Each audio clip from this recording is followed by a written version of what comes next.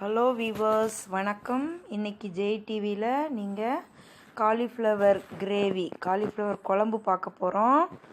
அதுக்கு நான் ஒரு 300 கிராம் காலிஃப்ளவரை சுடுதண்ணியில் போட்டு உப்பு மஞ்சத்தூள் போட்டு ஒரு 10 நிமிஷம் சோக் பண்ணி கழுவி சுத்தம் பண்ணி எடுத்து வச்சுருக்கேன். நெக்ஸ்ட்டு ஒரு 2 மீடியம் சைஸ் ஆனியன், ஒரு பெரிய தக்காளி எடுத்திருக்கேன். ஆனியனை நான் நல்லா சாப்பரில் போட்டு நல்லா பொடி பொடியாக கட் பண்ணிட்டேன். சாப்பரில் போட்டு சாப் பண்ணிட்டேன். நெக்ஸ்ட்டு தக்காளியை நல்லா பியூரி ஆக்கிட்டேன். மிக்சியில் போட்டு அரைச்சி விழுதாக்கிட்டேன். 1 ஸ்பூன் ஜிஞ்சர் கார்லிக் பேஸ்ட்டு, இஞ்சி பூண்டு விழுது, கொஞ்சம் மஞ்சத்தூள், கொஞ்சம் தேங்காய் துருவல். நான் இதை தேங்காய் பால் எடுத்து ஊற்ற போகிறேன். கடுகு ஜீரகம் தாளிக்கிறதுக்கு, கொத்தமல்லி இலை, கருவேப்பிலை,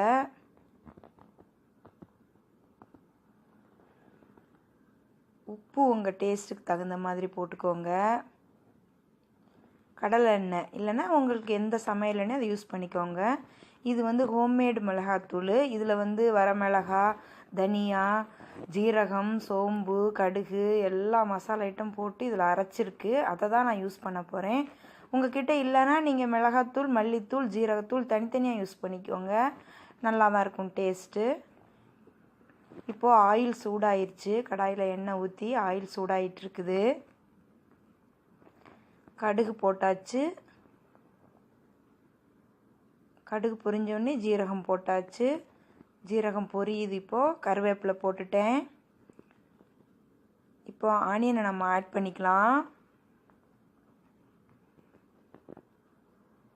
ஆனியன் கொஞ்சம் ஃப்ரை ஆன உடனே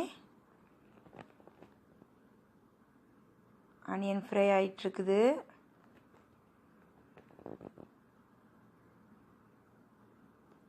நெக்ஸ்ட்டு நம்ம இஞ்சி பூண்டு பேஸ்ட் ஆட் பண்ணிக்கலாம். Ginger garlic paste.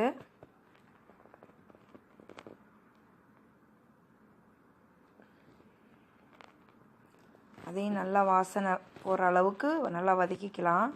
Next salt add பண்ணிக்கலாம். நம்ம டேஸ்ட்டுக்கு தகுந்த மாதிரி சால்ட்டு, மஞ்சள் தூள் கொஞ்சம்,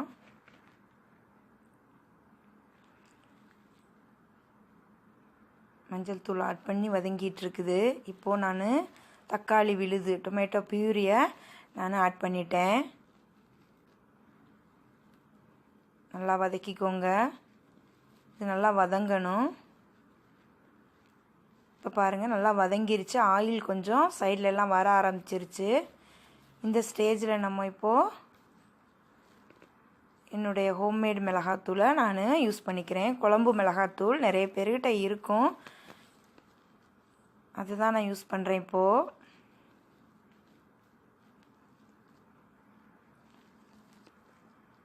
அதில் கொஞ்சம் இப்போது நான் கழுவி வச்சுருந்த, க்ளீன் பண்ணி வச்சுருந்த காலிஃப்ளவர் எடுத்து ஆட் பண்ணிட்டேன்.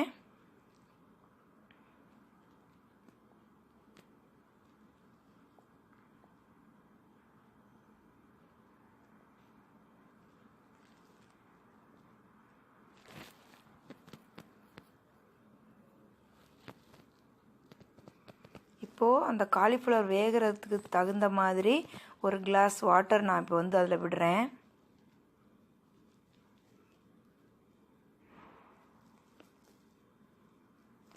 தண்ணி ஆட் பண்ணிவிட்டு நம்ம இதை இப்போது மூடி போட்டு மூடி வச்சிடலாம்.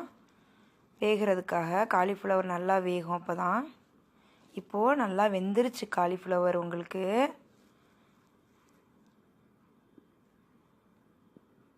இதில் அடுத்த ஸ்டெப்பு நான் கோகனட் மில்க்கு, தேங்காய் பால் எடுத்து வச்சுருக்கேன், அதை நான் ஊற்ற போகிறேன். ஊற்றியாச்சு.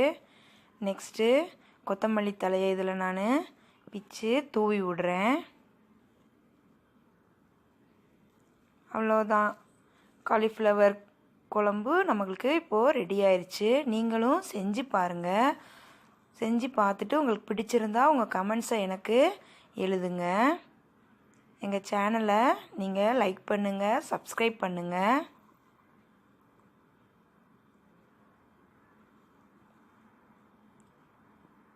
சுவையான காலிஃப்ளவர் குழம்பு ரெடி ஆயிடுச்சு. ரைஸு தோசை ரெண்டுக்குமே இது வந்து சூப்பராக இருக்கும்.